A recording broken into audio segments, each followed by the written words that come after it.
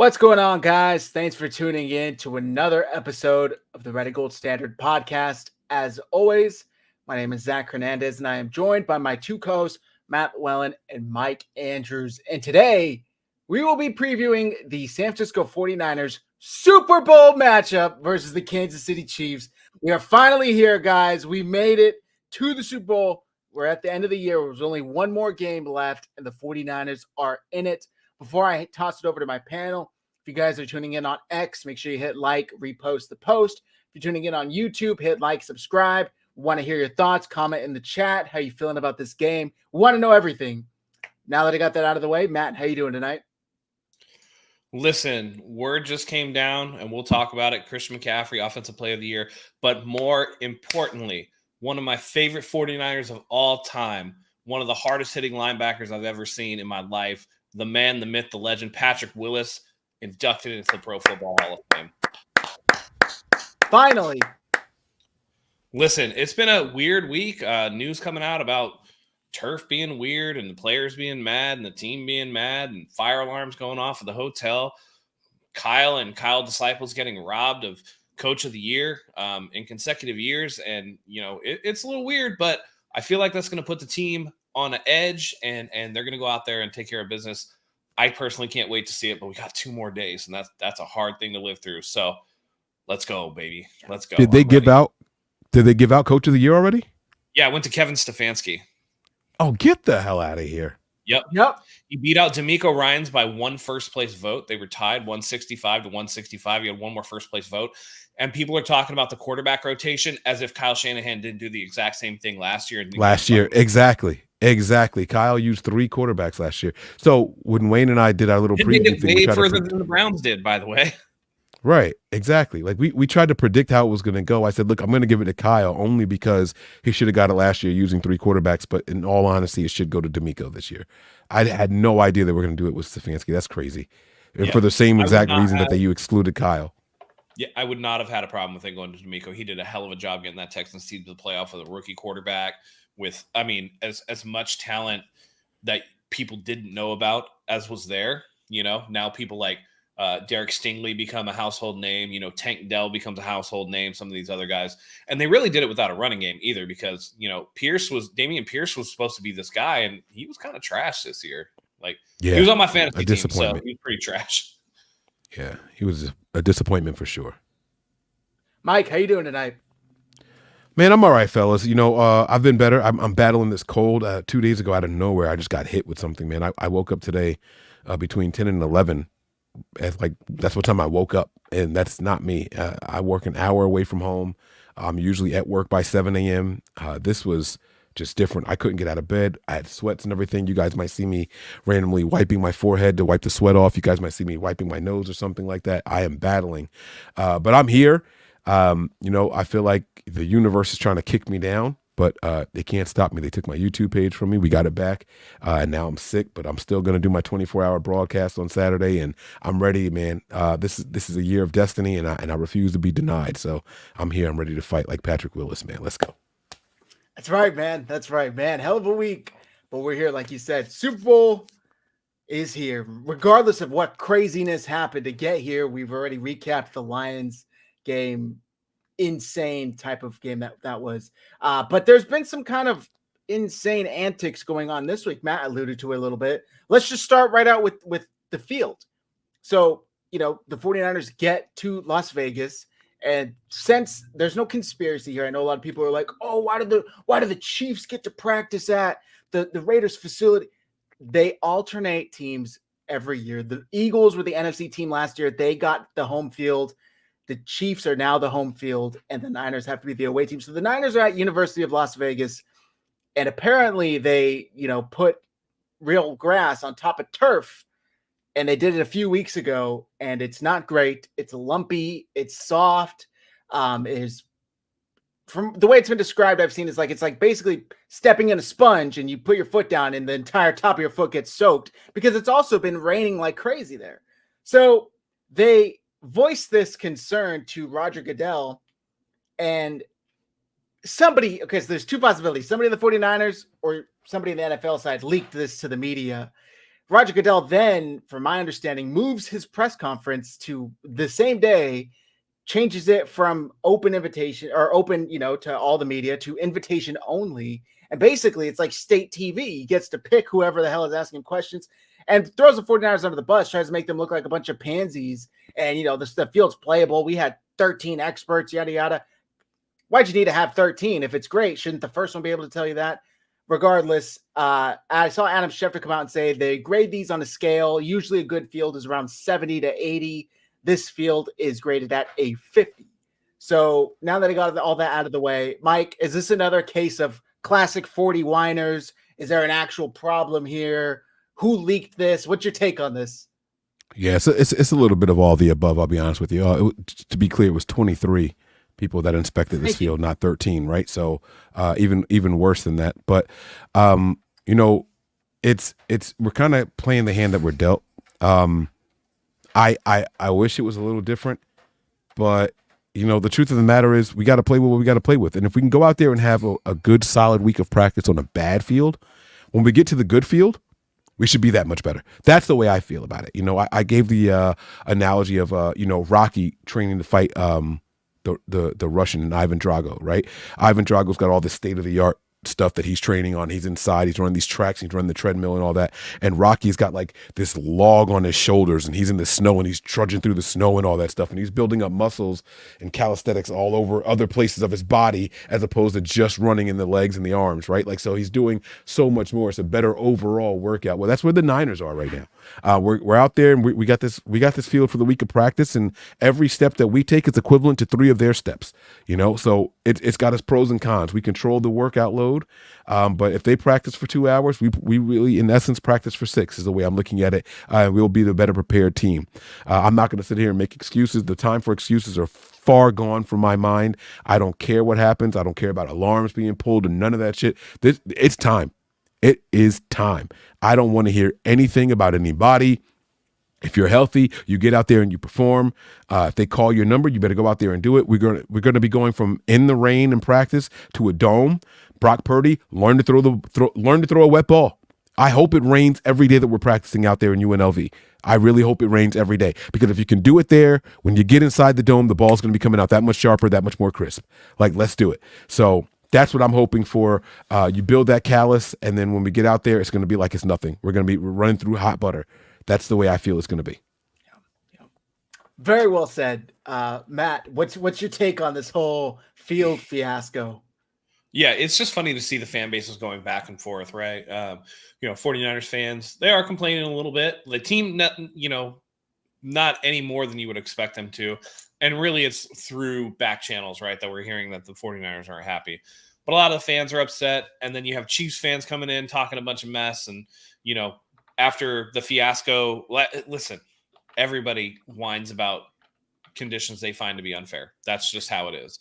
It's funny that 49ers fans are doing it, though, when it comes up to, they're mad at the Chiefs team because they won't adjust their practice schedule to allow the 49ers to practice there. And it's like, Chiefs are under no obligation. And if the roles were reversed, we would hope that the 49ers would take advantage of it. We know in 2012 that they had that situation happen and they allowed the Ravens to practice, but there's no expectation of that. So it's a little bit weird. It's people just chomping at the bit, right? There's a little bit of heat, for the Chiefs players. We saw during the opening night or whatever, Patrick Mahomes, Travis Kelce getting booed. They're kind of playing that up that, you have Andy Reid saying I had no idea. Nobody asked me if if we needed to adjust our practice schedule. They're playing the bad guy a little bit. It's all just a bunch of nerves, right? The 49ers won their first 5 Super Bowls. We've lost our last 2. It's nerves, right? Are we going to get over the hump? A lot of us have been waiting for this moment. So, we don't want to see any little thing. We're like, oh man, there it goes. The league's against us. And there's conspiracies abound. I think it's silly. I think it actually will give the 49ers an edge, right? I've always maintained that I feel like Kyle Shanahan 49ers teams actually play better on the road than they do at home. I think a little bit of discomfort is good for this team. They are a team that does get a little susceptible to believing their own hype. And we saw last week, right? You get over the hump of Green Bay and you're like, all right, cool. Like that was our one mess up game. We got that out of the way. And then what do we hear? We hear, oh yeah, lack of effort showed up on tape. And we address that because that's unacceptable. And we're talking like, that's the NFC Championship game. How does that happen?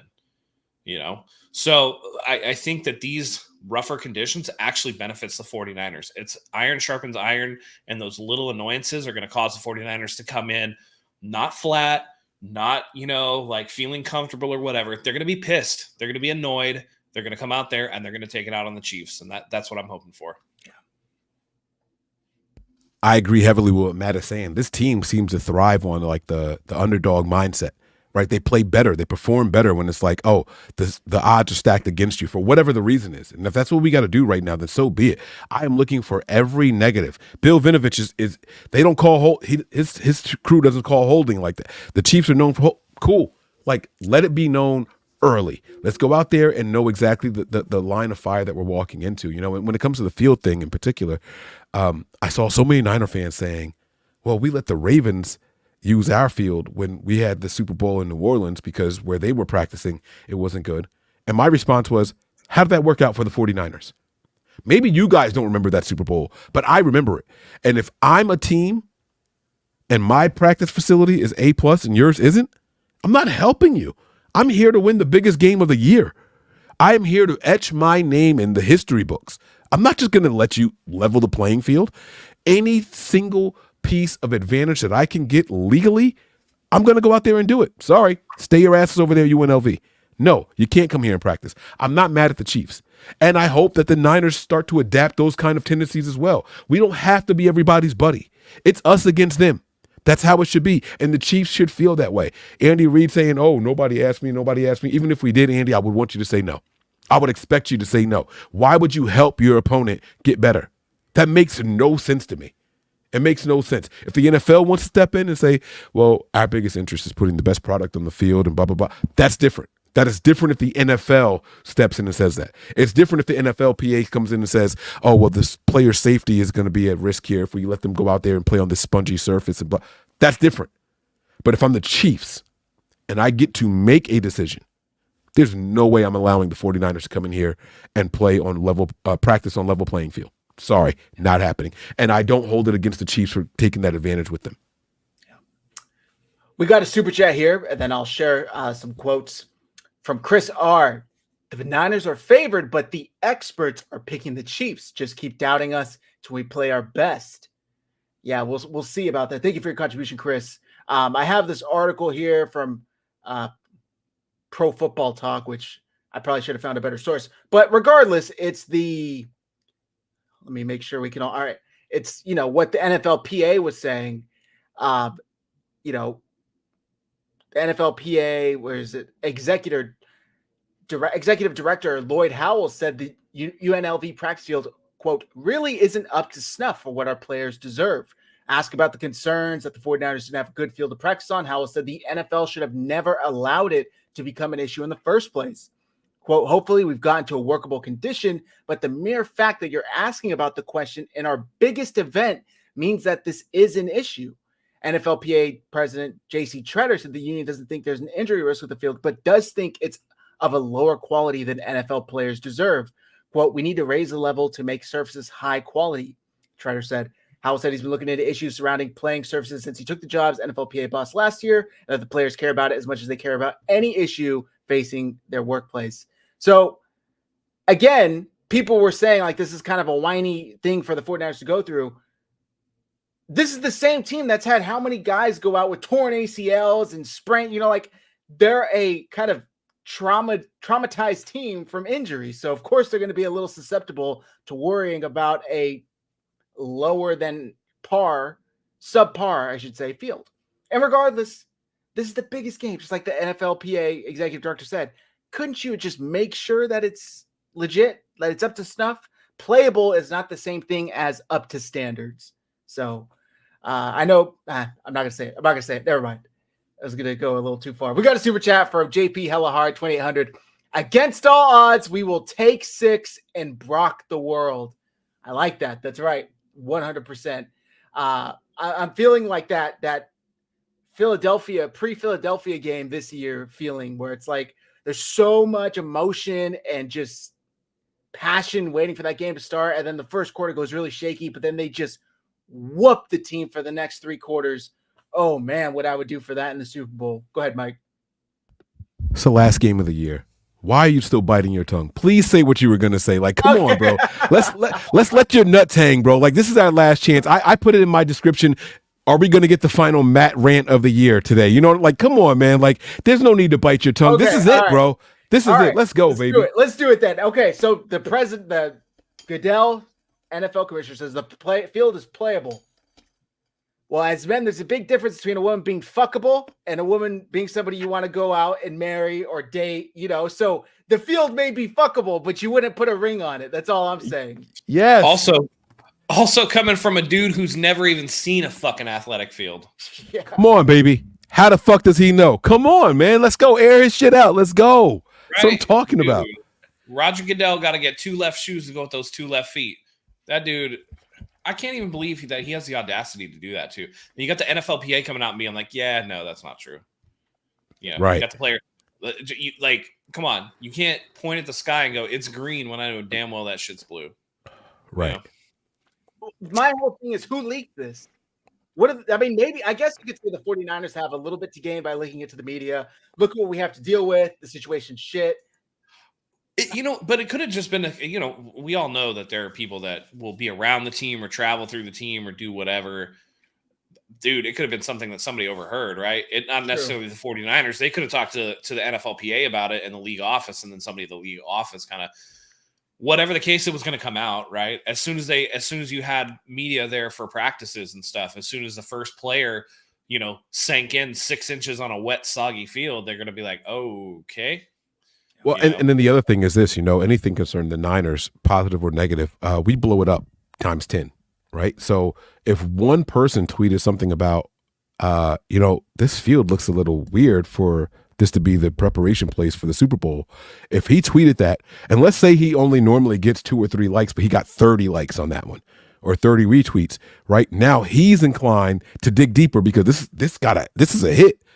In comparison to what I normally get, this is a hit. So now he starts digging more and he spreads the word until a Mike Silver gets it or an Adam Schefter sees it or a Zach or the 49ers Hive account sees it. And then all of a sudden it takes off from there. All it takes is one tweet to blow up online and someone else will continue to dig and look for it. And that's what I think that's what ended up happening. I don't think Kyle Shanahan went out there to complain about it because when they asked Kyle about it at the podium, he was like, the conditions are getting better day by day. And so, we'll go out there and do what we need to do.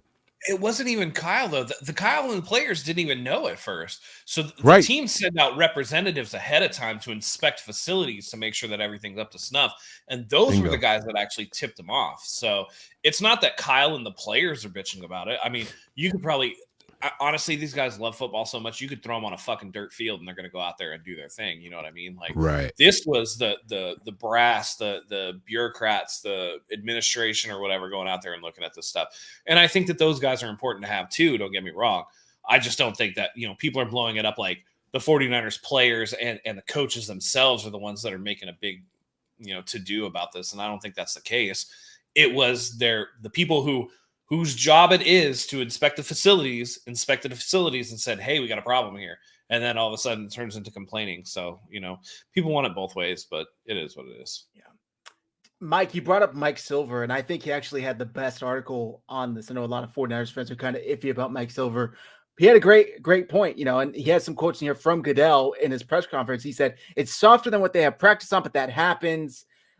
It's well within all of our testing standards. Is something we think all of our experts, as well as neutral field inspectors, have all said unanimously that this is a playable field.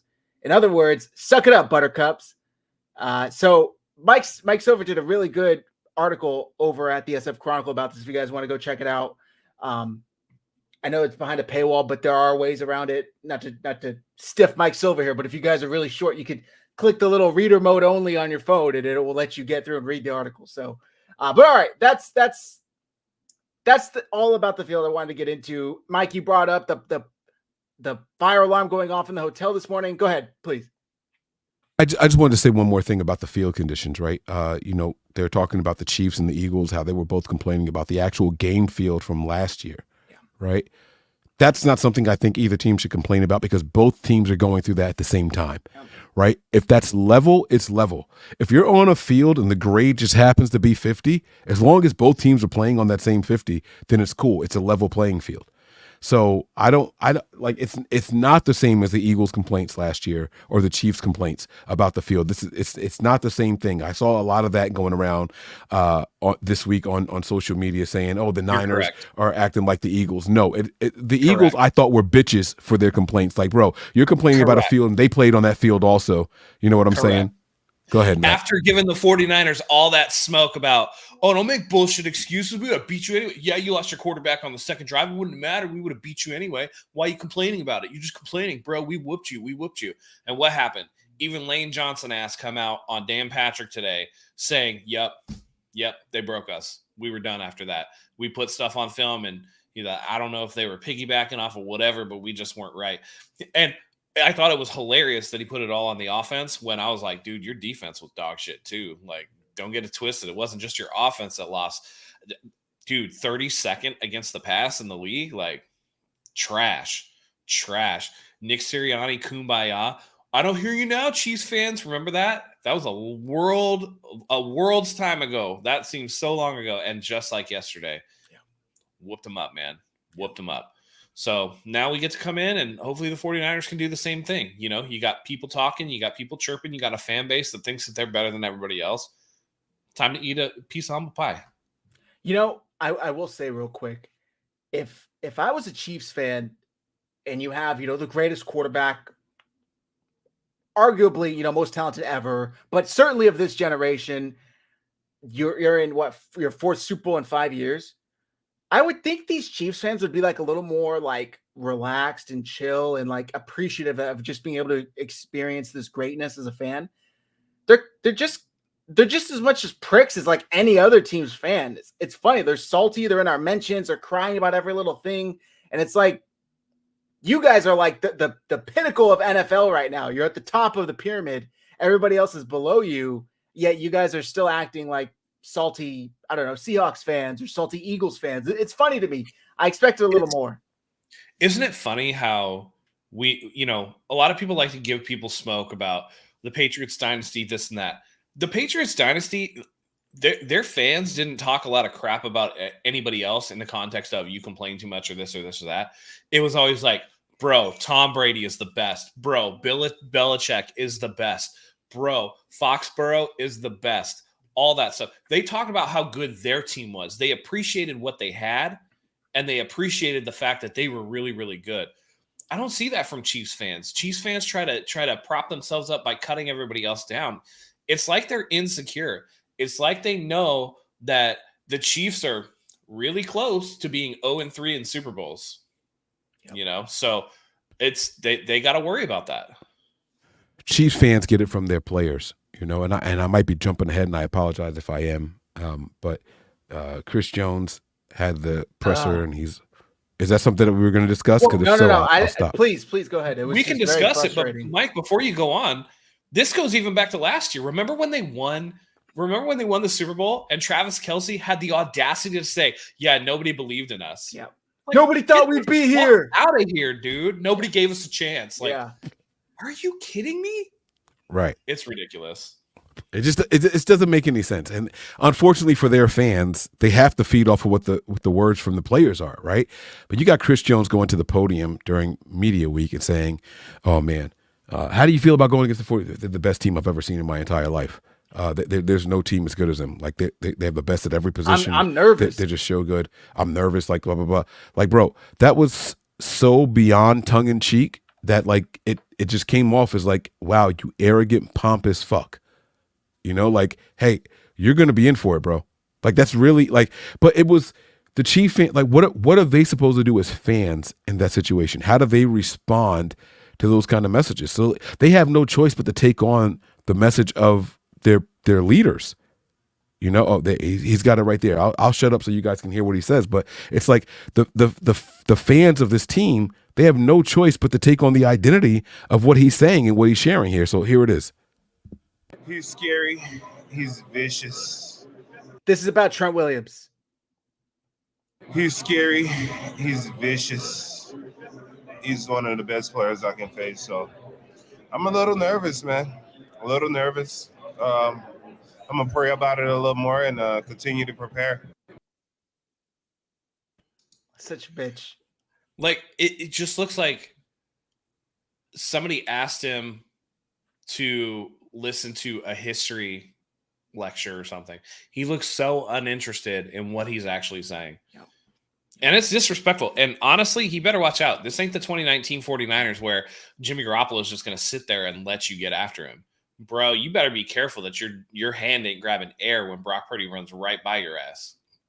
Or you ain't grabbing air when Trent Williams launches you on your ass.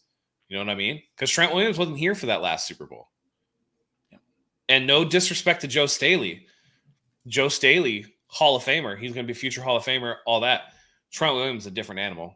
I mean, when Trent Williams is 35 yards downfield and blocking, and a DB's like, nah, fuck that. I'm running out of bounds. Right? Turns his back and runs away from Trent Williams. It's not the same. And it's not going to be the same. And that attitude going in couldn't be me, but do what you do, man. You know, what I found hilarious is we heard all week about Chase Young's effort I'm trying to type it, talk at the same time. So it's all space. The Chase Young's effort in the first half of that Lions championship. Wait, hold that thought. Joe Flacco won comeback player of the year over a dude He that sure literally did. died. He sure did. And by the way, Hamlin did not deserve comeback player of the year. I get it. No, he died. didn't. He didn't. But I mean, what about, I don't know, the guy that came back and is in the Super Bowl right now after tearing his UCL? So I asked about that, and apparently this is a regular season award. So injuries that happen in the postseason don't count against him, and he didn't miss any regular season time because of it. So that's why you don't have to miss that way. Gino won it last year for being asked the year before that. Like no time. Well, so did Joe Flacco. Shit. Yeah. So yeah. I don't understand it. It's like they require an injury, but then they don't. Sometimes you can just not be good, not be in the league. Honestly, these awards are starting to become a little bit more like the Grammys or the Oscars or whatever, where it's pomp and circumstance, but there's no real substance behind it. I feel like Kyle Shanahan's right in that it's like, yeah, Pro Bowler, like who gives a shit, right? AP All Pro is like what you want to make. You know, these awards, it's for show. Like, okay, that's great, but some of these awards have been ridiculous. But anyway, sorry, we got a little sidetracked. As far as Chase Young, right? We saw a clip going viral of him just kind of jogging alongside a touchdown run that the 49ers defense gives up. Goes viral to the point where you have John Lynch, Steve Wilkes, Kyle Shanahan, Fred Warner, all of them talking about it at the Super Bowl week press conferences, talking about how it's been addressed, talking about how that was embarrassing, unacceptable. You'll never see that again. Chase Young just became a 49er this season. He's not signed to it long-term. He's never gotten that big money from this team. You know who does quit on plays that I haven't really heard being talked about, who did get a big contract and has been on that team for a long time? Mr. Chris Jones.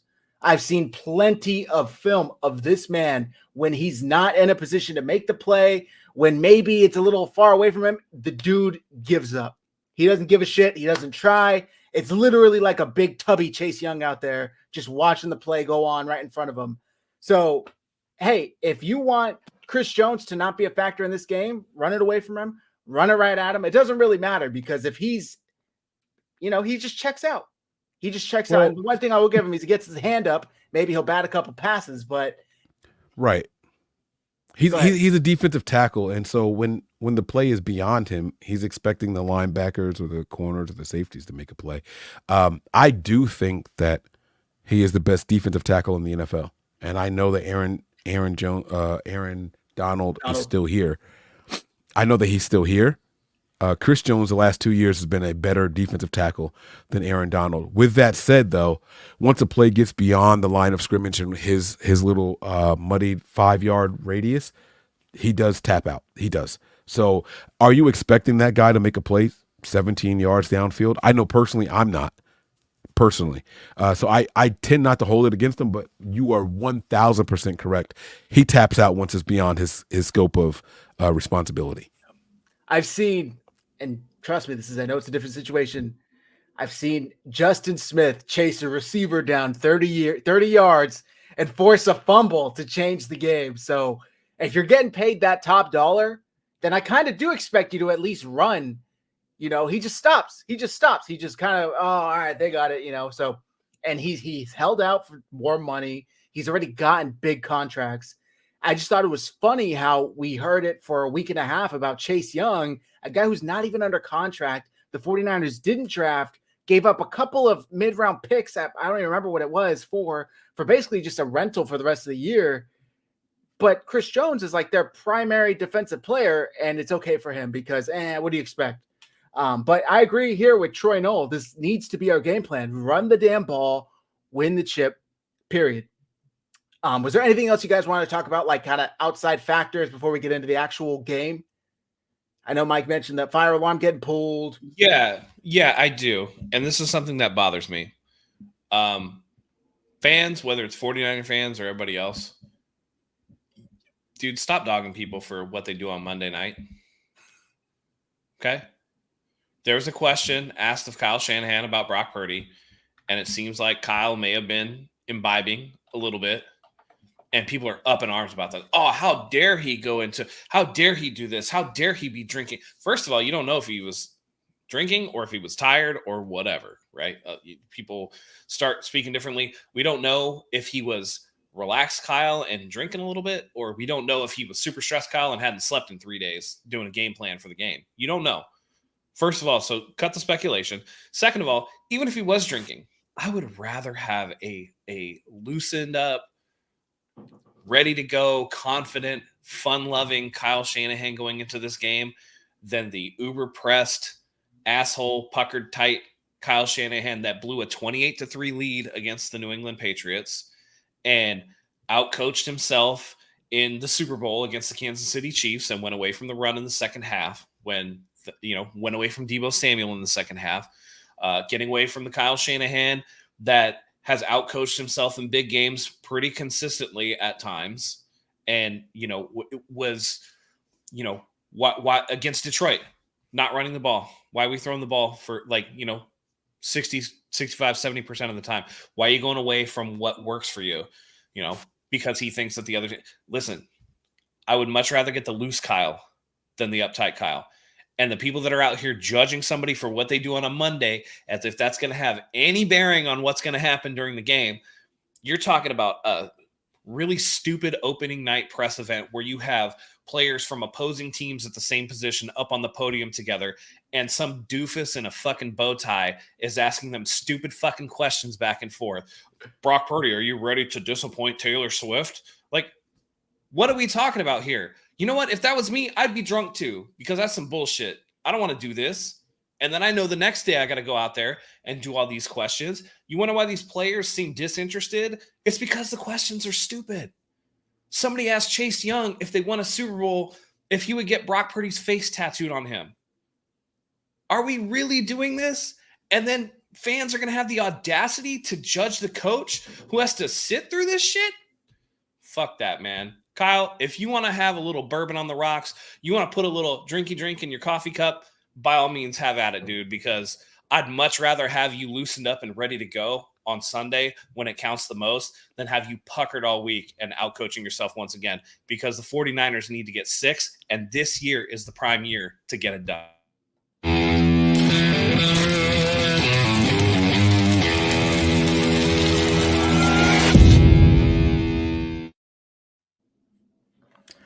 Let me give a little pushback here really quick. Now, I am not opposed to anything Matt said concerning Kyle Shanahan. However, when it comes to the players, it's a little bit different. Oh, players different.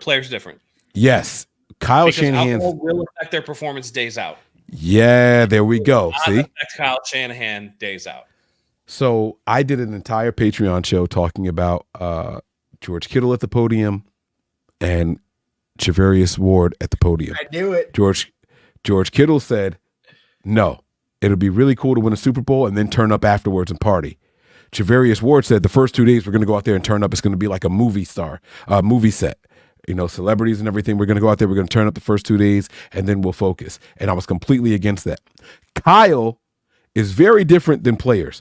Kyle is an X's and O's guys, come up with the game plan, dissect the film, assess the film, come up with the game plan, implement it, boom, have some drinks. It's already implemented. That's the plan, right? Players have to go out and perform at a certain stance. And so I gave Ward a lot of shit for his comments. And I am not going to walk that back, because alcohol will change the way you perform. I'm not saying that you can't be good. I'm not saying you can't be great, but alcohol will change the way that you perform. So I gave players a lot of shit. I personally applauded Kyle Shanahan. There's no way I'm going to go through 5 hours of media coverage and stupid ass questions and be sober, because these guys make me want to swallow bullets at a random clip. Like there's no way I was going to do that. So I'm with Matt as far as backing off of Kyle Shanahan. What I'm not with is the players being backed off of. Hold these players accountable. Right. And I didn't touch on the Charvarius Ward thing just because I knew somebody else probably would. But the thing to remember is, you're right, Mike. The game plan's in place.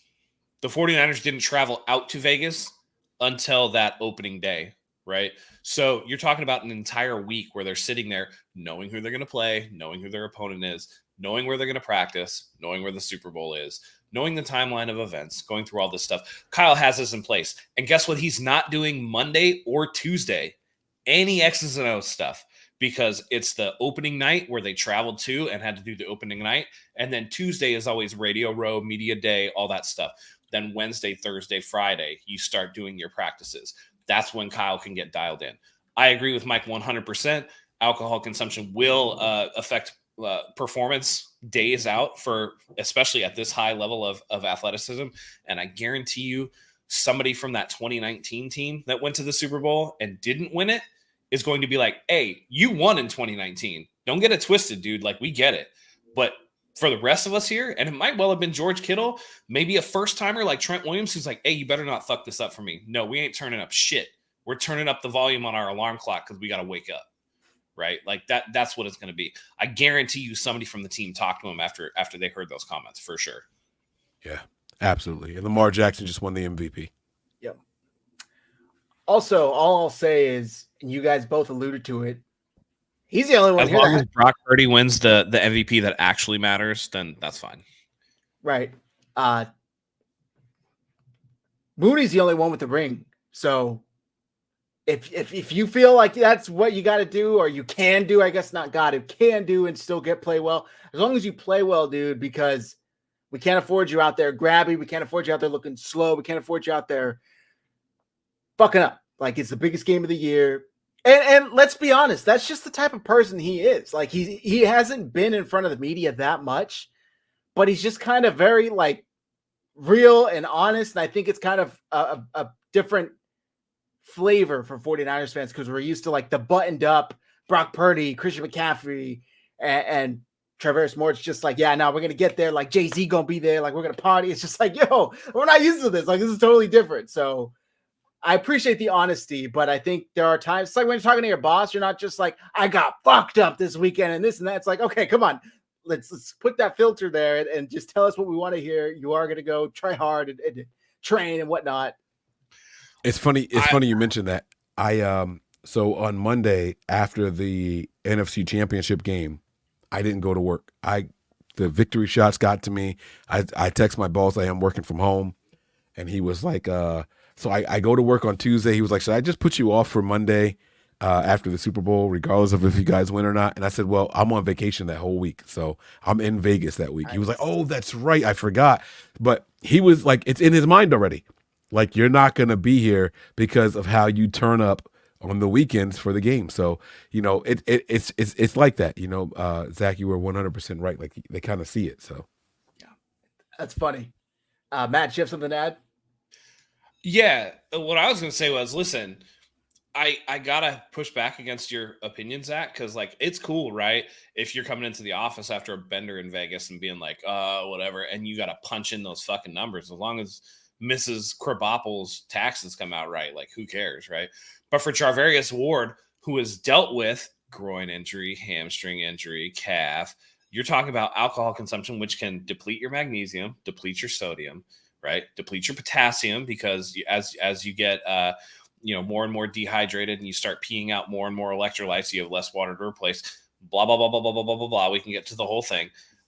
Someone who has those soft tissue injuries can't afford that bender, even if it's a few days out, because regardless of whether he's clear-headed to go onto the field for those practice days, it is going to affect his performance in terms of what's going on in his muscles and in his bloodstream and everything like that. It does matter in an athletic.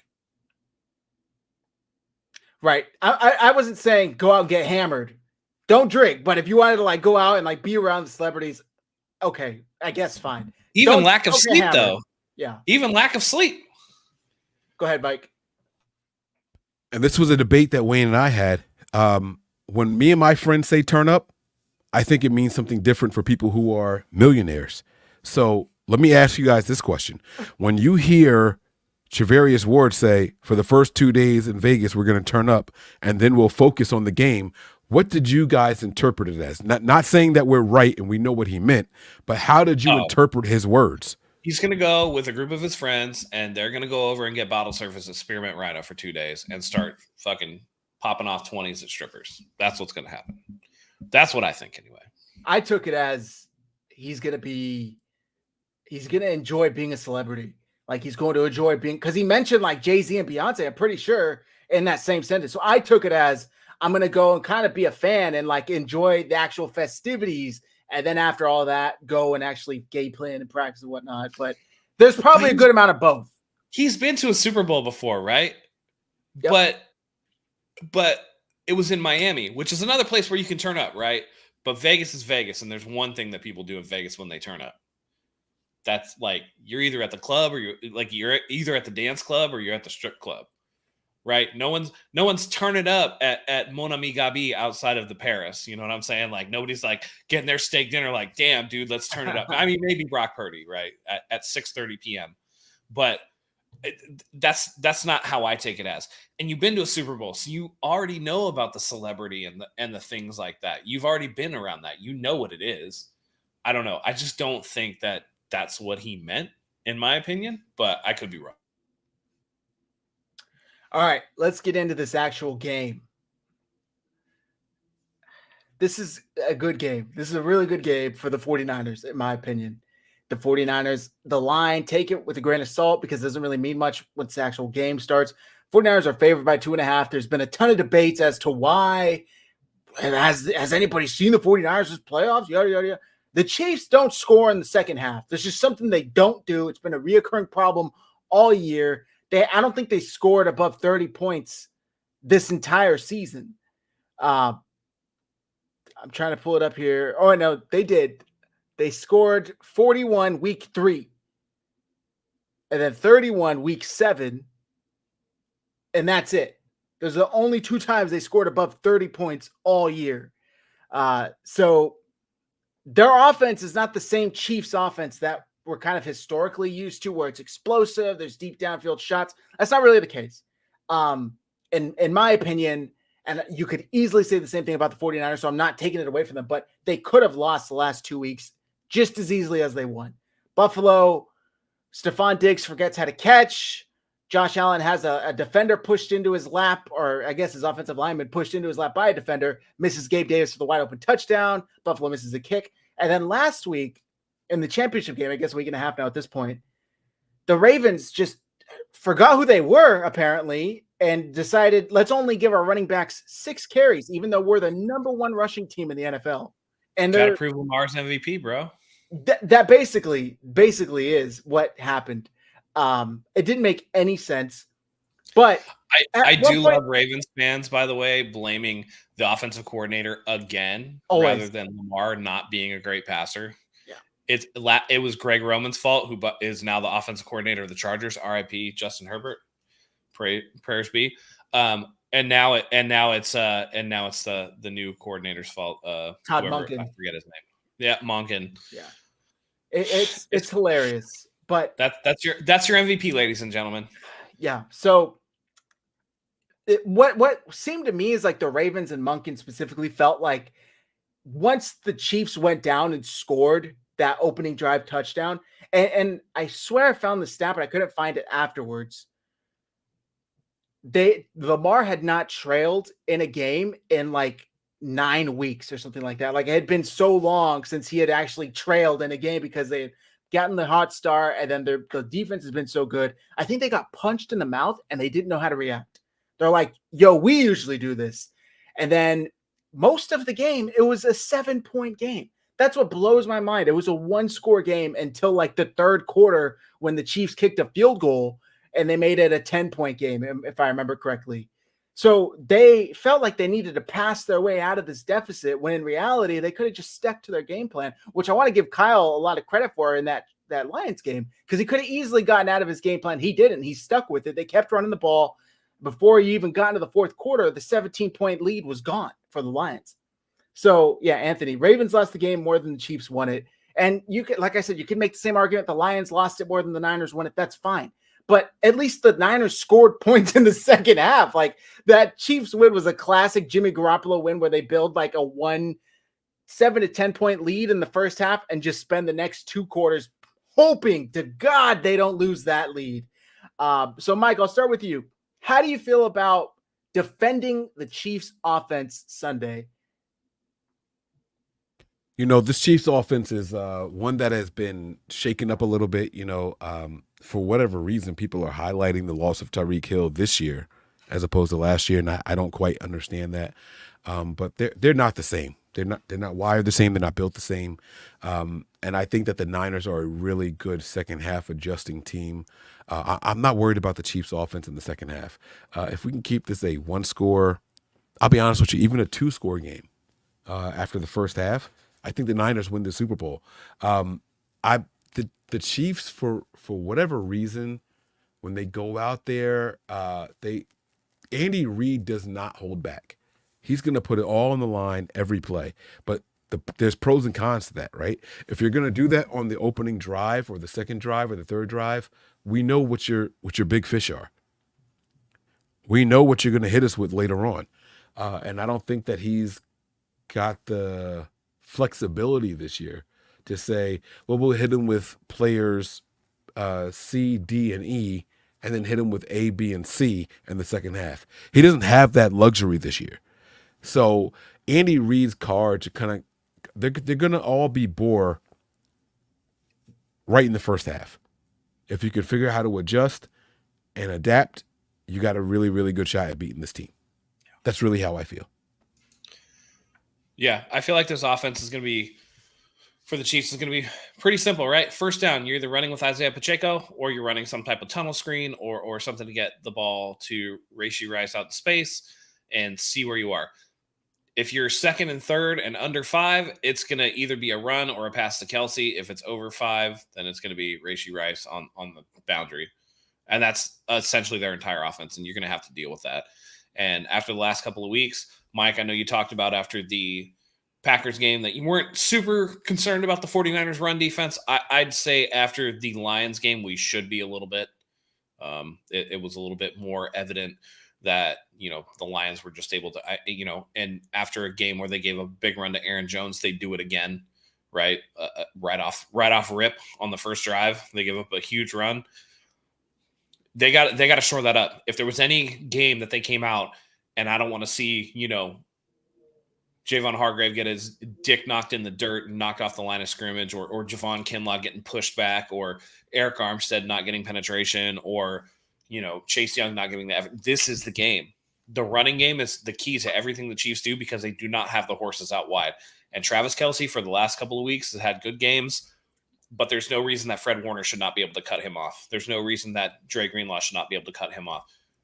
If I can't remember where it was. It was like NFL Next Gen Stats or something about Travis Kelce's route trees.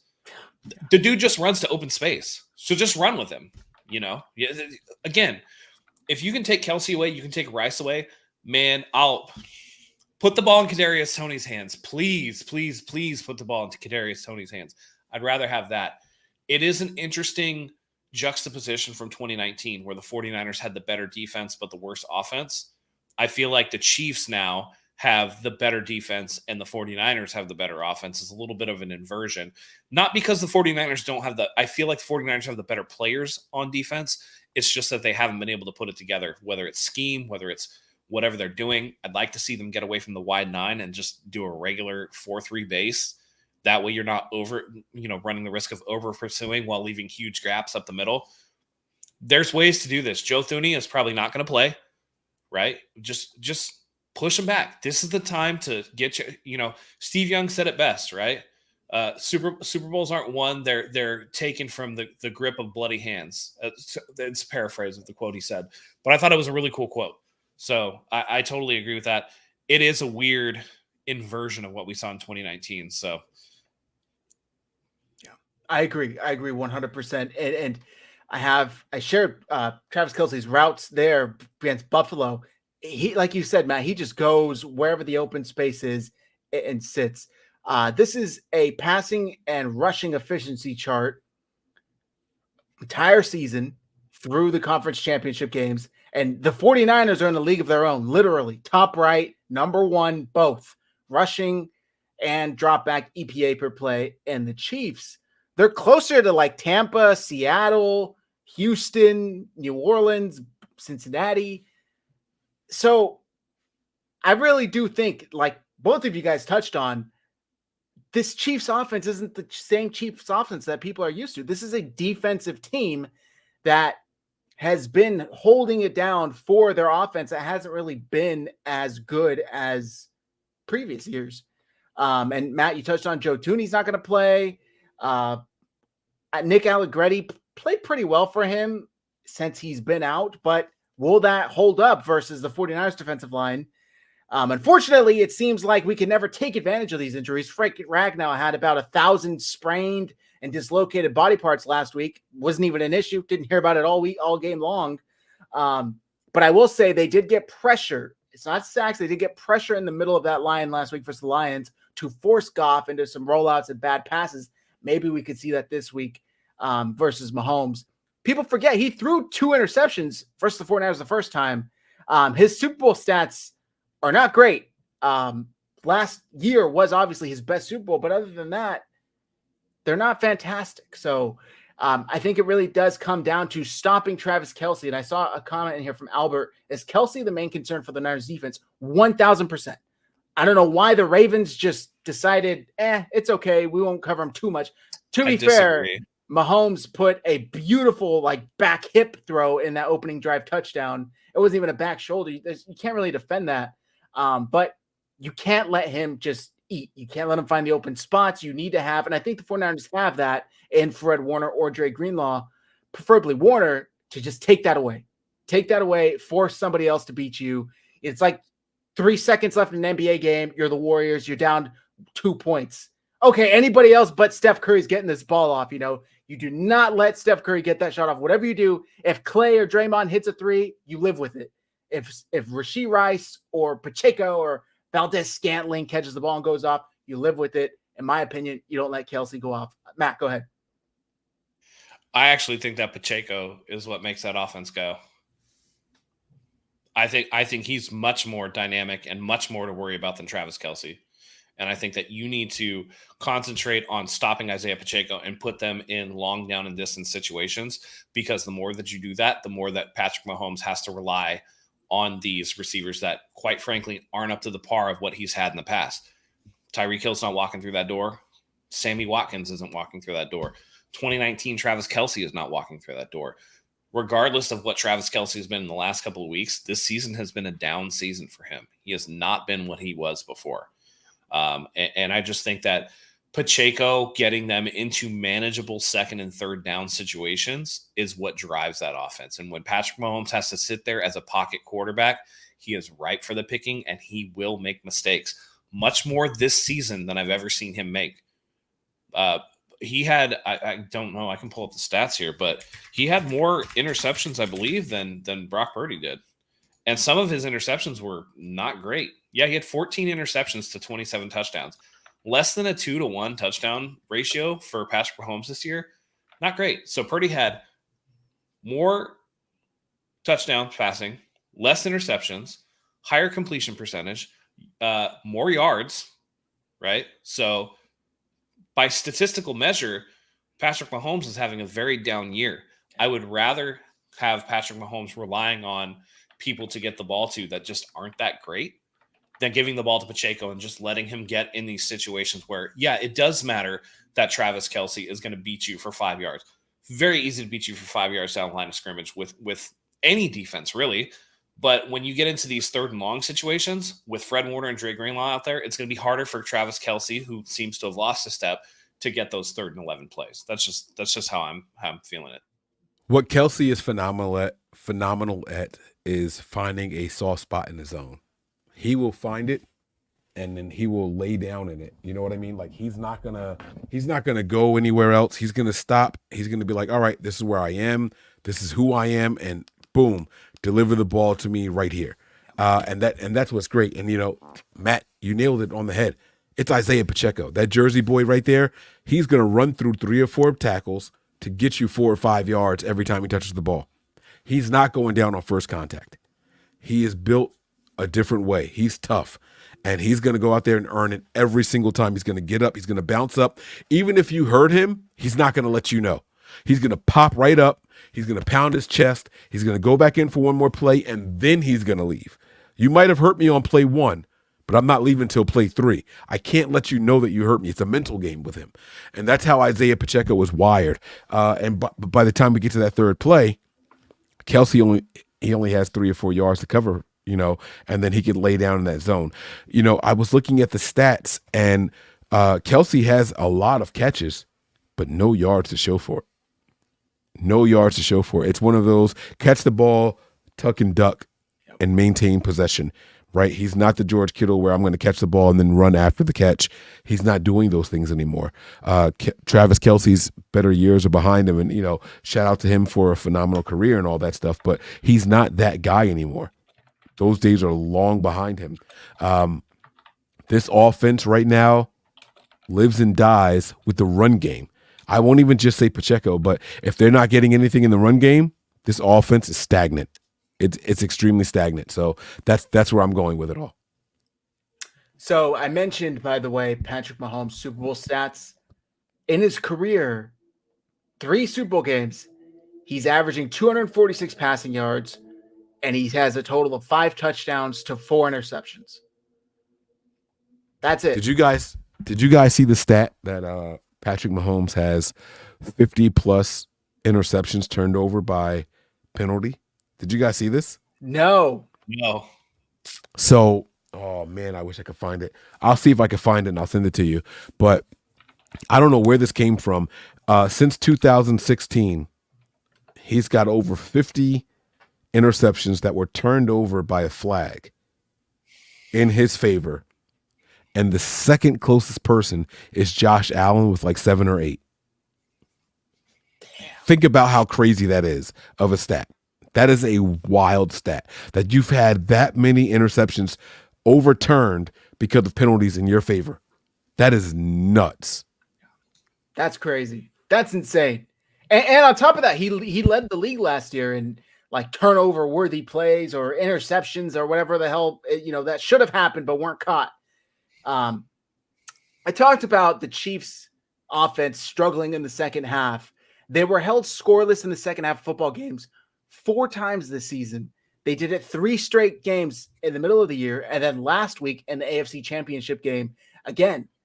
So it's a reoccurring problem for them. And the 49ers on the flip side led the league in the regular season with 267 first half points and 3rd overall with 224 second half points.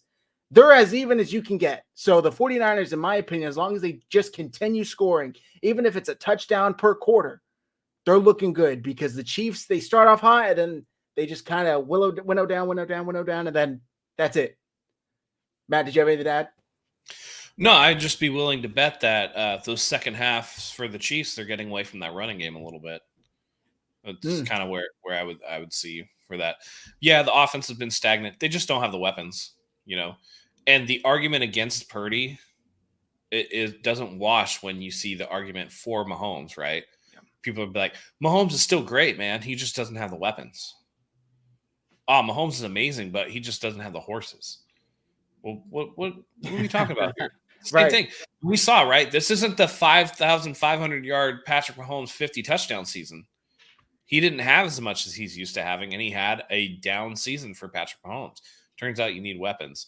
I feel like the 49ers, if they can, I'm with Mike, if they can get a lead and hold a lead, the one thing that I do know about the 49ers is that third quarter, that second half adjustment is a big one for the 49ers. And if you can't score enough points to get a lead in the first half, heaven help you, man, because D'Amico Ryans Steve Wilkes for all the, I'm thinking about D'Amico Ryans because he got robbed for Coach of the Year tonight. But, Steve Wilkes for all the stuff that we talk and, all the issues that we have, the one thing that he does do is he adjusts pretty well in that second half. So coming out into the third quarter, they adjust. Yeah. I don't know. I don't want to say that this isn't going to be a close game because I do think it's going to be a close game. You could never count out Patrick Mahomes and all that stuff. I don't feel the intimidation that I felt in 2019. 2019, I was a little more worried because they had all these weapons. I was just like, damn, man, the Chiefs are so good. Like I'm kind of worried about this. I don't know if we can play from behind. I don't know if we can, hold a lead, right? Like I'm always worried about, can we score enough points? I'm not worried about the 49ers scoring enough points. And with the way that the Chiefs have been down on offense, it's hard to imagine that the 49ers would give up the same amount of points that they gave up to a Detroit team that I felt was much more dynamic with their weapons and their playmakers than the Chiefs are going to be. So it's interesting. It's very interesting and kind of hard to predict how it's going to go down. Niners by 20, baby. Now listen, I said first the Packers, I said Niners by like 16, something like that. First the Lions, I said Niners by 19 or something like that. I've been wrong in all of them, but we've got the win. There's no reason for me to change what I'm doing. I'm saying Niners by 20. The Chiefs cannot go toe-to-toe, score for score against this 49ers team. So I'm going to keep on going with my big lead. I'd rather be disappointed with the margin that we win by, but go ahead and get the win. Bro, Niners by 20. I'm talking 33-13. Niners. Let's go, baby. Okay, let's do it. Mike, you shared the stats. I'm going to pull it up here, and then we'll talk about. By the way, we got a little Chiefs fan in here. He says Chiefs by 30. Dang, dude, it's too late in the evening for crack. You shouldn't do that. So this is the stat here. Interceptions thrown that got reversed by penalty in the last 6 years. Patrick Mahomes, 53. Josh Allen in second with 7. And then he added his own little community notes. They fact-checked them down below right there. So they say it's false. He only had 51 reversed by penalties. And Josh Allen had 8. So he was wrong on both parties. But it's still that's like a huge Spider-Man disparity. Meme where they're pointing at each other. That's same, dude. That's crazy. That's insane. Can you imagine throwing 51 interceptable passes and then saying, oh, well, the flag saved me? Yeah. Right? So Zach mentioned it earlier where he was like, oh, well, Patrick Mahomes has the most interceptable passes, right? That was a stat. And I never saw it. I'm like, well, where are they getting this from? That's how it happens. Right there. Because there was a false start or not false start, but offsides or whatever, like that's where it comes from. He throws terrible throws at maybe the best times. I would call it the best times because it doesn't count against him. But he still makes those throws. The Niners getting 2 picks in this game, bro. Like we're going out there and we're smoking. We're gonna get them this game. I'm telling y'all, we're gonna get them this game. I got Mooney with 1. I know Mooney's gonna get one. He's dying to get one on his old team. Demo's getting one, bro. Bro, All-Pro Fred is getting one. Yep, he already got one last time. Hell, I'll wait until the prediction. Okay, all right. So we talked about the 49ers defense defending Patrick Mahomes. Who's the number 1? Is it still Kelce? Is it now? Let's flip it around because we're going to the 49ers' strength now in their offense, which the 3 of us sat here in August and said, could we actually see the strength of this team change? Could we see them go from a defensive team to an offensive team? Maybe, depends. That's what we saw this season. Brock Purdy led this team to a offensive face on it. It's amazing to see what they've been able to do. And Brock Purdy, I saw, gosh, I should have had the stat up. He's got the highest rating either this season or for the last few seasons in the fourth quarter of any quarterback in the playoffs. Any quarterback in the playoffs in the fourth quarter. I'll try and find it if I can pull it up here while someone else is going. But the 49ers offense, healthy, because they are healthy, is as difficult of an offense. They rank number one. I just showed you the chart not too long ago. They're the best rushing offense. Well, second, I guess, to Baltimore. Baltimore's watching the game from home now. And then they're a fantastic passing offense as well. Mike, I think this comes down to Shanahan versus Spagnuolo. How do you feel about this matchup? I'm taking Shanahan, man. And it's less about the man versus the man and the moment versus the moment. Spagnuolo's been here, done that, won that. Shanahan hasn't won it yet before. And I think that he's going to put it all on the line. I watched a lot of pressers this week. I've seen Kyle Shanahan talking to the randoms. I've seen him talking to the media and everybody in between. He just seems different. He shaved all the grays off. He's looking younger. He's looking more focused outside of his juiced up comments. Kyle Shanahan is ready to go out here and call the game of his life. And even this offseason, he put something in the light for me. You know, we all knocked Kyle Shanahan for that 28-3 loss against the Patriots when he was with the Falcons. And he came out and later said that both of my running backs were hurt. I only had 2 active for that game. We didn't know that. Kyle's not going to be caught off guard like that again. He will use Christian McCaffrey every play until he can't, and then he'll go to Elijah Mitchell. He's not going to get caught in a situation where he's only down to 1 running back. I think that weighs something here.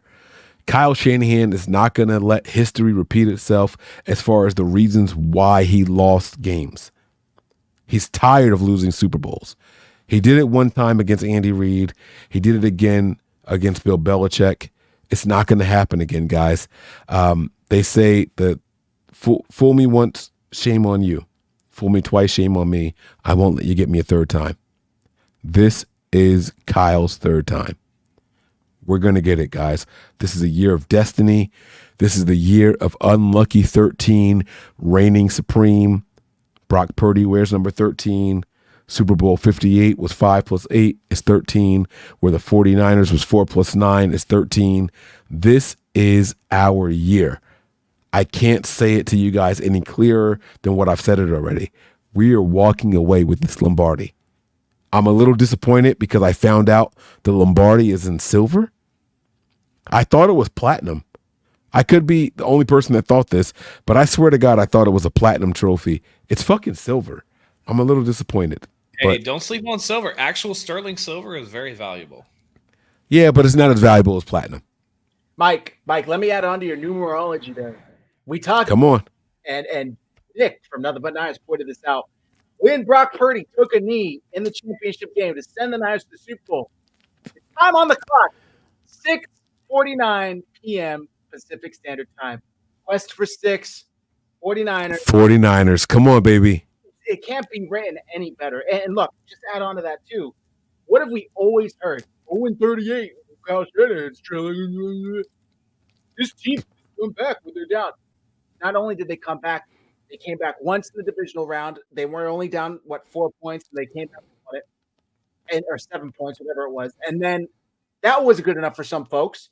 So they went down 17 in the championship game. Come on. They erased that lead so quickly that stat doesn't even apply because they weren't even trailing going into the fourth quarter anymore. Come on, bro. 24-24 to start the fourth quarter. That's how. Talk your shit. That shit, bro. Talk your shit, Zach. Let's go, baby. 49ers year. This is the 49ers year. Everything's pointing. Let's go. All the signs are there. If you guys want to choose to be blind and ignore it, that's on you. But this is the 49ers year. Everything. Yes, sir. Writing. Yes, sir. I know. February 11th. February 11th also equals 13. Come on, man. This is our year, bro. We got it this year, man. I got you even more than that. Guess who just won their 13th Grammy the other night? Who? Taylor Swift. Woo! She can't even help. Let's go. 13 is Taylor Swift's favorite number, right? Her and Travis Kelce are a couple, so they're 100% of a couple. What's 100 minus 87? 13. Right? Her first multi-platinum album or whatever was on the top of the charts for 13 weeks. Like I'm with you guys. I don't even believe this shit, but like it's a glitch in the matrix. I believe, man. I believe. 100%. 100%. It's all there. It's all there. You just got to know the signs and how to read them. Man, I'm so excited for this game. I really do think I need to pull up this stat, but the Chiefs rushing defense is the weakest the 49ers will go up against, especially in the playoffs. Particularly against outside zone running. They're 31st in the league at outside zone run defense. The 49ers are number 4 when it comes to outside zone running yards per carry. The 49ers need to run Christian McCaffrey all day long. And they're 28th overall. 28th overall against the run. So their weakness is the 49ers' main strength. Mike, you talked about Christian McCaffrey getting all the touch. There's literal props in this game. Will any other running back get a carry other than Christian McCaffrey for the 49ers? That's how much Kyle Shanahan will run Christian McCaffrey. There are props out there. Will they even let Elijah Mitchell carry the ball? Yeah, maybe when it's 42-10 and we need to, kill the clock. Sure. I'm being a little facetious there, but it's crazy. But I really do think that's the 49ers' main strength is that rushing attack, and that's the Chiefs' biggest weakness. And I think they'll continue to run it at the Chiefs, and they won't be able to stop it. They just won't. And I really do think Kyle Shanahan, last Super Bowl against the Chiefs, Deebo Samuel was on pace to be Super Bowl MVP. He was running all over them, and then his last touch came in the third quarter, less than halfway through it. I don't think he'll make that mistake again. I really don't. I think that he will be able to see that it's working and just continue punching them and punching them and punching them because, man, it really is perfect. Ben V. Swift was born December 13th. Kyle's going to go out there and put it all on the line. If he thinks that Brandon Ayuk is his best shot, he'll use Brandon Ayuk. If he thinks George Kittle is his best shot, he's going to use George Kittle. Kyle will leave nothing unturned in this game. I guarantee that, guys. I guarantee it. This is going to be absolutely phenomenal, man. This is I'm so ready. Did you guys see the stat where Trent McDuffie locks down opposing number ones or whatever, and they don't have good games, and they posted a stat of Justin Jefferson and all these people that he held down, and then somebody else responded with how the number twos do. They eat. So you can you can shut down whoever you think number one is, whether it's Debo or whether you think it's Brandon Ayuk. Guess what? The other dude's going to eat. George Kittle's going to go off. Christian McCaffrey is going to eat. Yeah. It's a buffet line, okay? The boys are going to eat. 1,000%. Also, I brought up Brock Purdy in the fourth quarter. I did find his stats, and he's got the best stats in the fourth quarter since 1991.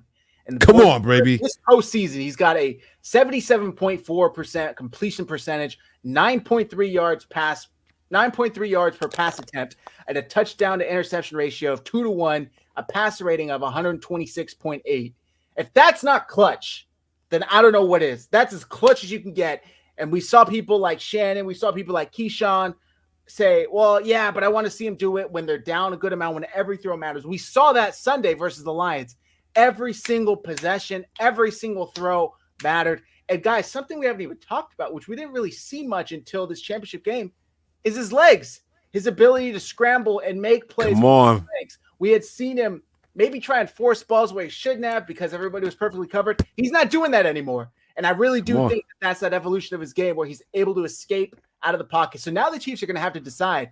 Willie Gay, I don't know if he's going to be healthy. I know they wanted to use him on a spy on Josh Allen, Lamar Jackson. That wouldn't have happened. If he's healthy, they're going to have to decide, do we dedicate one man to stopping him as a spy, or do we allow him to drop back into coverage? That's a decision they're going to have to make, and I really do think Kyle Shanahan's going to take advantage. Whatever they make, he's going to take advantage of the opposite. One less man in pass coverage. If they do spy him, if they don't, then Purdy's going to take off.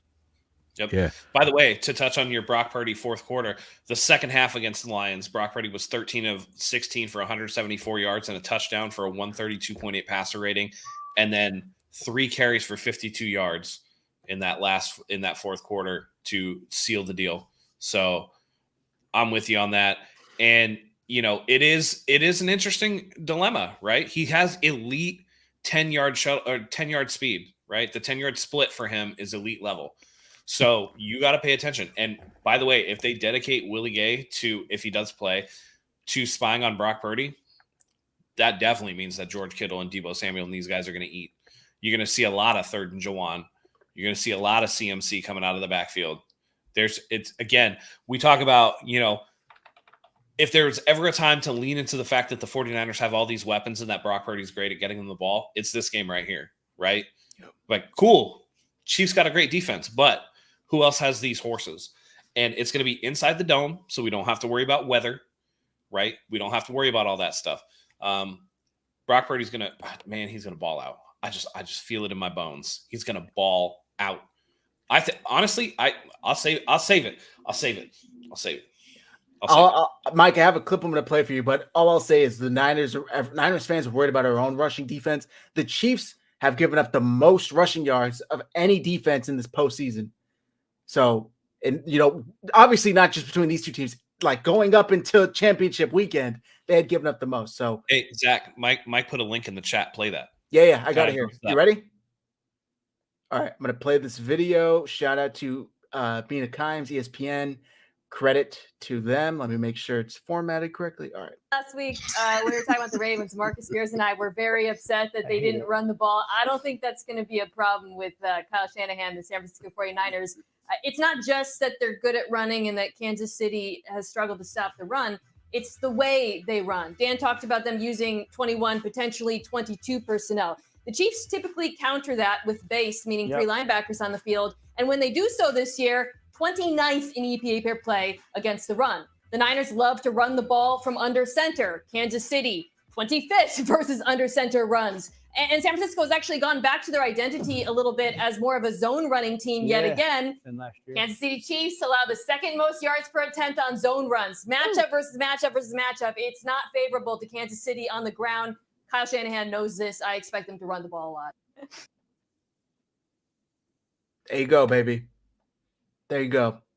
I really do think that's what we're going to see. We're going to see. And that's why, in my opinion, Christian McCaffrey will be Super Bowl MVP. Maybe I'm getting ahead of myself, but that's what we're going to see. Anthony says, our defense matches Pacheco as a runner better than Gibbs or Jones, which I agree. That physical kind of ground and pound runner than that fast shifty back, that bodes a lot more in the 49ers' favor, in my opinion.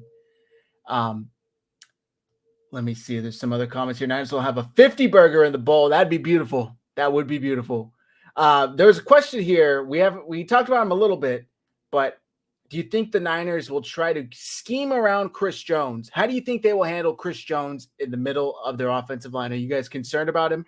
Run away from him because he's slower than molasses going uphill on a hot day. Okay. What about in the pass game? Quick passes? He's a non-factor. No, we'll be okay. Not for nothing, he's the main guy on the defensive line, and the Niners take away the best pass rusher no matter who we play. We remember the TJ Watt in week 1. He had 3 plays. They were all back to back to back, and then before and after that, it was nothing.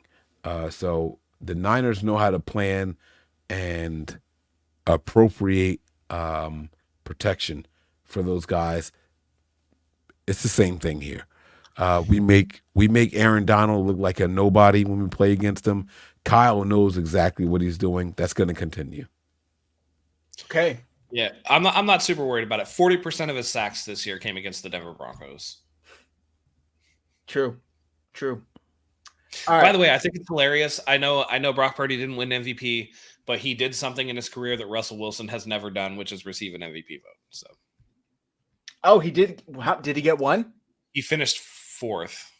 Good for him. I didn't see the total Yeah, voting yet. he That's finished awesome. fourth. So it was Lamar won MVP. I think Josh Allen was second, Christian McCaffrey third, and then Brock Purdy fourth. Okay. I like it. The 49ers, everything on paper is for them to win this game, right? Everything matches up. They have the advantage. This isn't the same Chiefs team. And going back to the Chiefs' last loss was Christmas Day versus the Raiders, where they lost 20-14. Zamir White had 22 carries for 145 yards, averaged 6 yards a carry. I mean, even Amir Abdullah, he only had 2 carries. He still averaged 5.5. They ran all over them. Aiden O'Connell didn't even complete 10 passes. It was 9 for 21, 62 yards. And they ran all over them. I know they had a pick 6, but still, they just ran straight through this Kansas City Chiefs team. I think that's going to be the key to winning, is they just completely decimate them on the ground. Purdy, somebody said it in the chat, maybe he only needs to throw 20, 25 times. Christian, Brock only needs to throw 20, 25 passes. This game, in my opinion, should look similar to his Philly game. Maybe not in the yards wise, but maybe in the efficiency wise. We don't need him to air it out. We don't need him to throw for 500 yards. It's not going to be a shootout, in my opinion. Just go out there and take care of business. And I really do think the 49ers will do that. Anything else on this 49ers offense / Chiefs defense that we didn't cover? I think it's going to be another big Deebo Samuel game. I do think that this lines up to be able to use Deebo in the way that they listen. If there was ever a game where whether it's Christian McCaffrey or Deebo Samuel that you run them till the wheels fall off, this is the game. Like, hold nothing back. We saw in the 2019 Super Bowl that Deebo had a lot of success in that first half.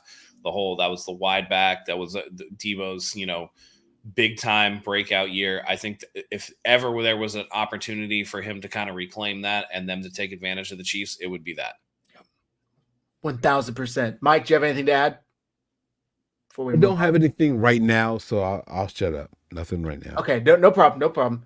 Let's get into our offensive and defensive predictions. And I guess with this one, we'll add a Super Bowl MVP prediction at the end. Let's start with defense. I'll go first. I'll cheat. Okay, I kind of gave you guys a little hint earlier. I'll go with Mooney Ward. And I think he's going to just completely shut down Rashee Rice. He's going to have under 25 yards receiving. That's my bold prediction for defensive player of the game. Mooney Ward locks down Rice, gets a pick. Matt, defensive player of the game. You already know. When I told you earlier, when we were talking about Patrick Mahomes interceptions, Nick Bosa, 3 sacks, a forced fumble, and an interception of Patrick Mahomes. Let's go. He's going to read Patrick Mahomes on some bullshit bubble screen, and he's going to do much like he did against the Carolina Panthers a couple years ago, tip that bitch up in the air and get an interception. That's right. Mike, what do you got? I am going to go with Diamador Lenore for the defensive player of the game. 2 picks. Not 1, but 2 picks for the 49ers right there. Yep. Let's do it. Mikey, let's get Trent Williams a touchdown. And, hey, I think we probably see Juice score in this touchdown again, like he scored in the first touchdown versus the Chiefs. Offensive player prediction, I'm going to go with the easy one, guys. I'm sorry. Christian McCaffrey. I think McCaffrey's going to have 250 total yards in this game and 3 touchdowns. Matt, who do you got? I'm going to go with the man who is the real MVP. I'm going to go with the man who has carried this 49ers team on his back, even though he will get no credit for it, right? The team that couldn't get over the hump last year without him is going to have him this year.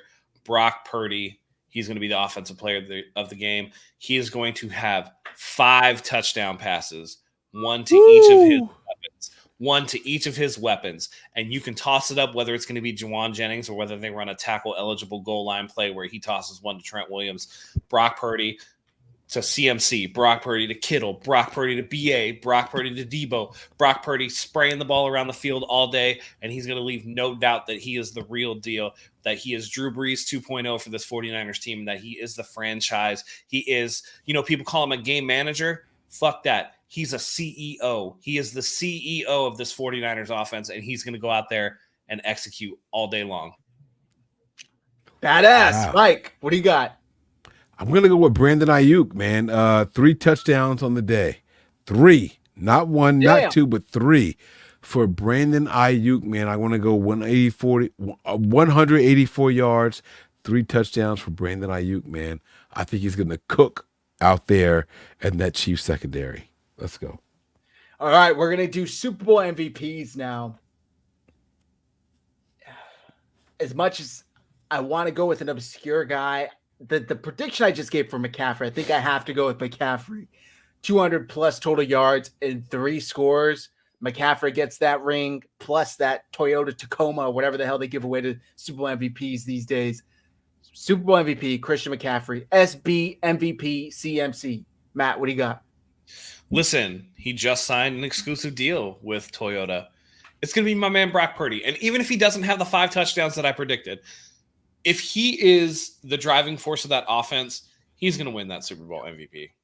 It remains more of a quarterback-driven award. I just feel like everything's aligning for him. The stars are aligning. Again, Mike, Zach, myself, we all talked about the 13 type of thing.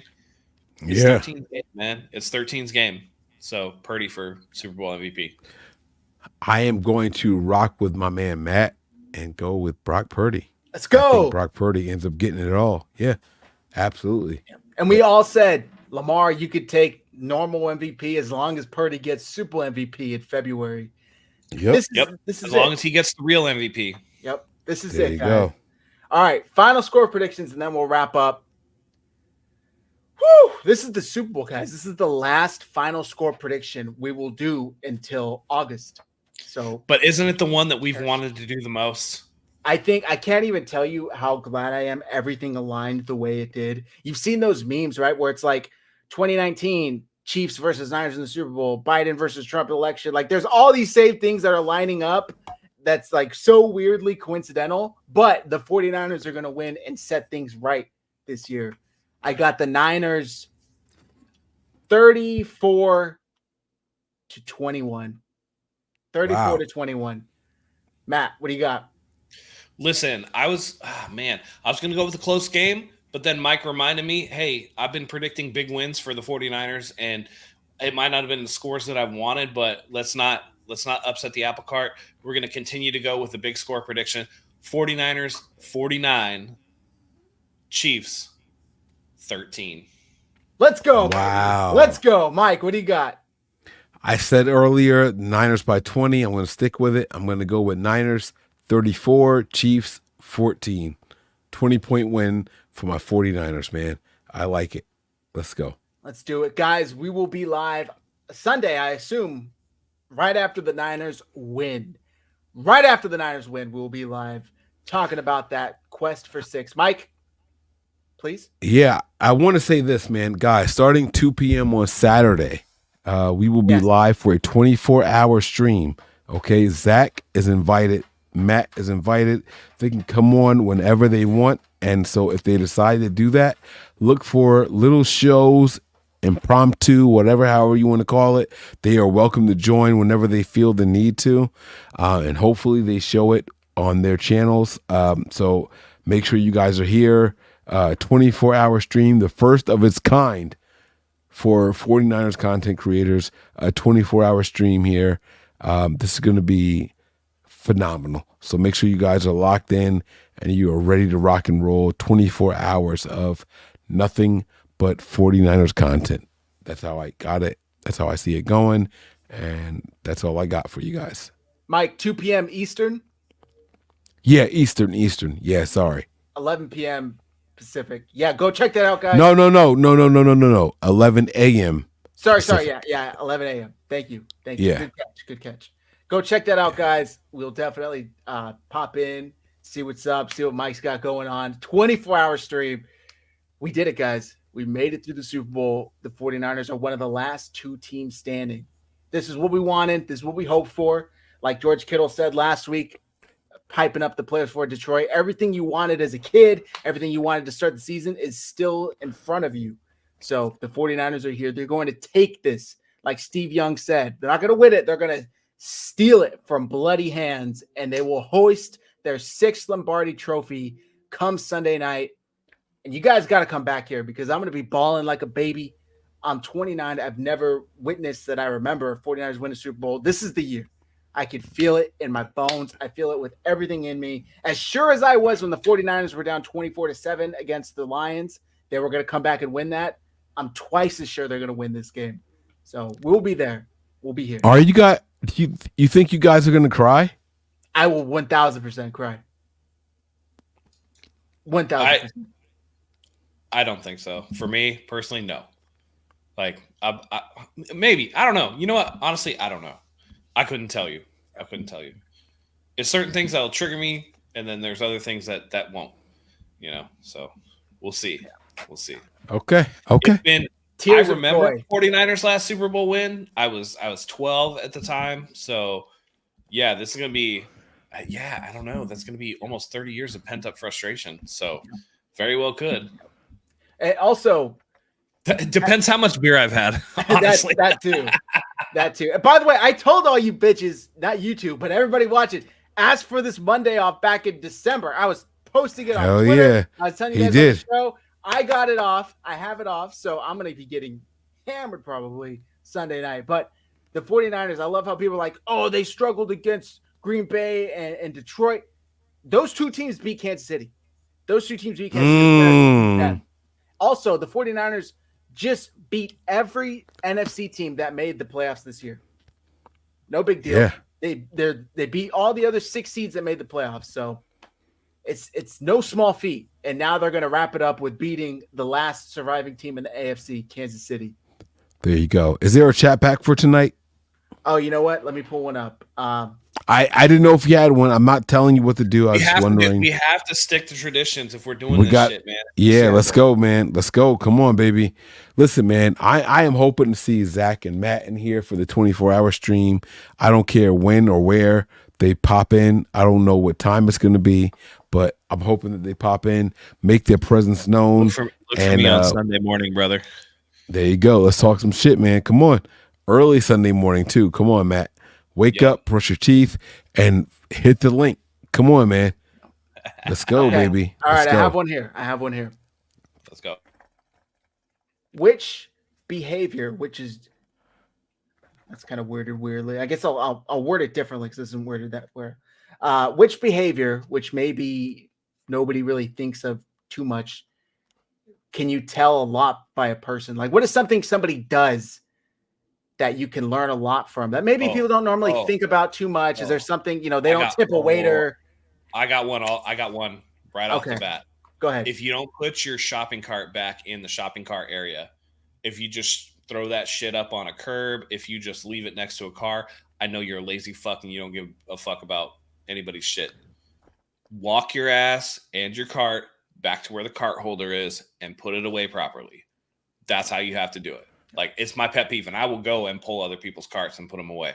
It's a sign of respect, right? They give you an area to put your shopping cart, and you're too busy. You're just like, nah, fuck this.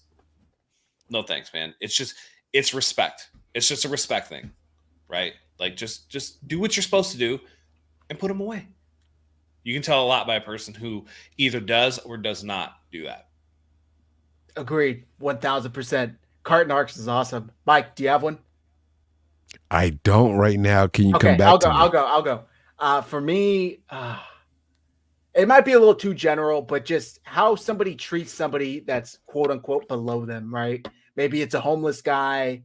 Maybe it's a waiting staff, people that are handling your food at a restaurant. Like, if you are rude to those people, I immediately am like skeptical about you as a person, especially if it's like unfounded, like if somebody's trying to be nice, do their job, or you're just a prick to them for no reason, then it totally puts my antennas go up, kind of like, beware of this person.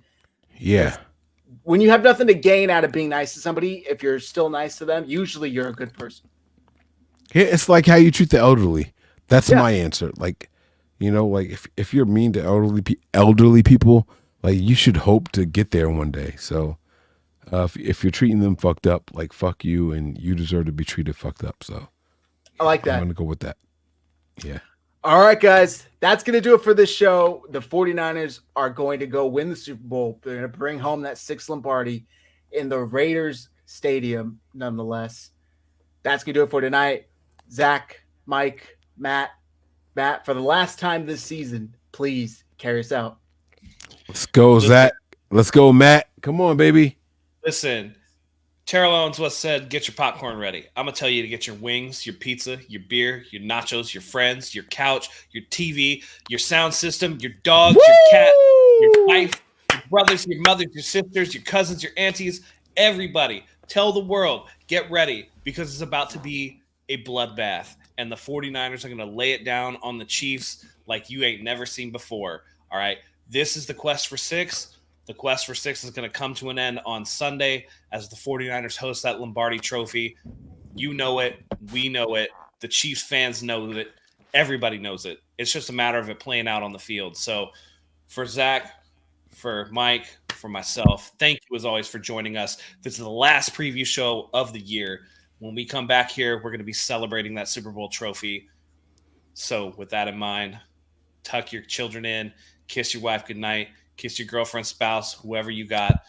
If it's yourself, kiss your own damn hand, because you know damn well that it's magic time. It's time to get the business done. So please, please, please be there Sunday to witness history. All right, guys, we're going to get out of here. Until next time, go Niners!